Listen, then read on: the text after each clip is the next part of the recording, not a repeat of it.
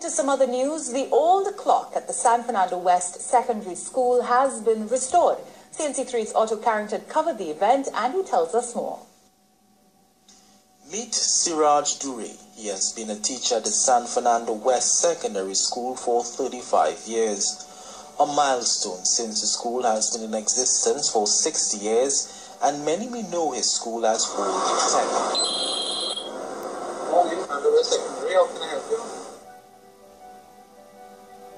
With his retirement this week, one thing Principal Dure has in common with the school is that since he started to work at the school in 1980, the tower clock never worked. It is recorded that the clock stopped working for the last 40 years. The British built the school in 1953 and nothing has changed in the facade of the building.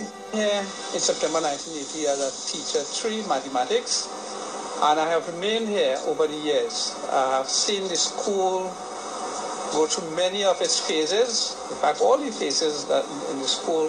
When we started in 1980, the clock was not working then. An attempt was made in 2000 when we celebrated 20th anniversary to have it functional, but that failed. And since then, it remained dormant until we decided that we need to get our artifacts back again and, become a part of the landscape of San Fernando. His 35 years at the school, for him, time was everything. And most of the time, his wristwatch was used to tell the time. But today, it's no more. He can look at the tower clock and feel proud as he has left a new legacy for the school. Mr. Williams, I must thank you profusely for the effort you put in restoring our clock after so many years. Heading the restoration project was head of Timekeepers Trinidad and Tobago, Michael Williams, placing a piece of history into perspective. He says it was a gift to the school from Principal Dure for his retirement. Well, I got a call from Mr. Dore, the principal, and he told me he was quite unhappy. He's retiring shortly, and he would like to have a working clock to hand over. It's what we call an impulse clock. Every minute the hand will move.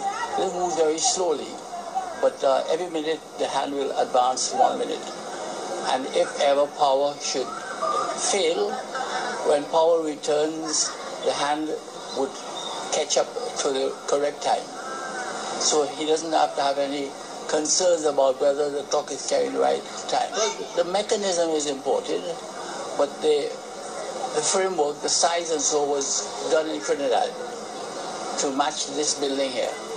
The original clock was smaller in diameter, about 2-foot diameter, and we installed a 4-foot diameter clock with lighting.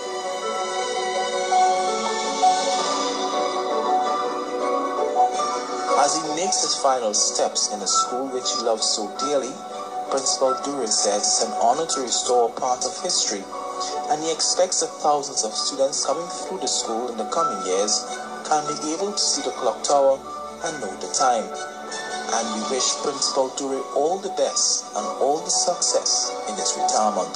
Otto Carrington, CNC3 News, San Fernando. It's now to some news related to Carnival. Over 300